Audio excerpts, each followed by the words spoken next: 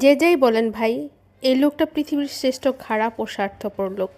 Net দুনিয়ায় দেখলাম কেউ মাকে দোষারোপ করছে, আবার কেউ স্ত্রীকে দোষারোপ করছে। সে পুরো দুনিয়ার কাছে নিজের স্ত্রী এবং মাকে চরম অপমানিত করেছে, কঠিন থেকে কঠিন শাস্তি দিয়েছে। সে একবারও চিন্তা করে নাই তার মৃত্যুর পর তার সবচেয়ে কাছের এই দুইজন মানুষ কিভাবে মুখ দেখাবে। শুধু তার মা বউকে নয়, সকল নারী জাতিকেই সে প্রশ্নের সম্মুখীন করিয়াছে, কলঙ্কিত করেছে মাতৃত্বকে, অসম্মান করেছে দাম্পত্য সম্পর্ককে।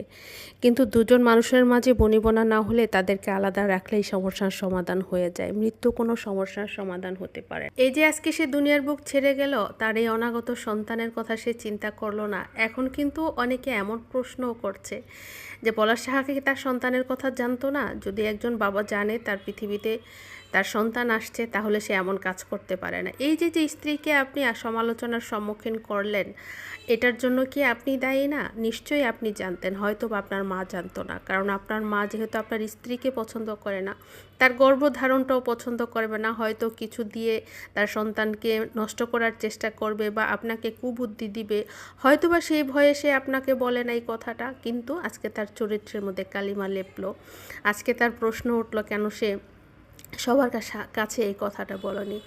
অথবা তার শাশুড়ি জানতো ঠিকই, সেটা এখন স্বীকার করছে না। কারণ কূটকৌশলী মানুষগুলি না অনেক ভেবেচিন্তে কাজ করে, আর যারা খুব সহজ সরল তারা কিন্তু সবার সামনে আয়নার মতো থাকে। ভাই, মাঝরাতে যে যদি দরজায় ঠক ঠক করে ছেলের বউ যে রুমে থাকে, আপনার কি বুঝতে বাকি থাকে? আমি বলবো না যে তার স্ত্রীর কোনো দোষ নেই।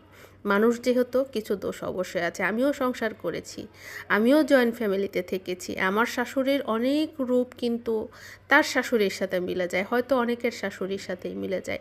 আমার সংসার জীবনের সাথে কিন্তু অনেক কিছুই তার সংসার জীবনের সাথে মিলে যায়, হয়তো হুবহুব না, কিন্তু তারপরও দেখবেন কিছু না কিছু সবার সংসারের সাথেই কিন্তু মিলে যায়। কিন্তু এই পুরুষ মানুষটার কি উচিত ছিল না দুইজনকে ব্যালেন্স করা?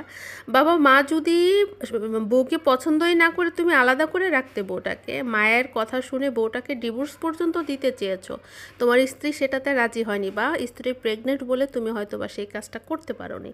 কিন্তু আজকে যে তোমার অনাগত সন্তানকে অন্ধকারের মধ্যে ফেলে গেলে, এটার জন্য কি তোমাকে জবাব দিতে হবে না? আর এই যে মাকেও প্রশ্নের সম্মুখীন করলে, স্ত্রীকেও সম্মুখীন করলে, এটাই কি সমাধান হলো? এখন তো সমস্যা আরও বাড়লো, তাই না? তুমি বেঁচে গেলে, কিন্তু তোমারও তো কঠিন হিসাব দিতে হবে। নিঃসন্দেহে আত্মহত্যা কোনো ভালো কাজ না, তাই না?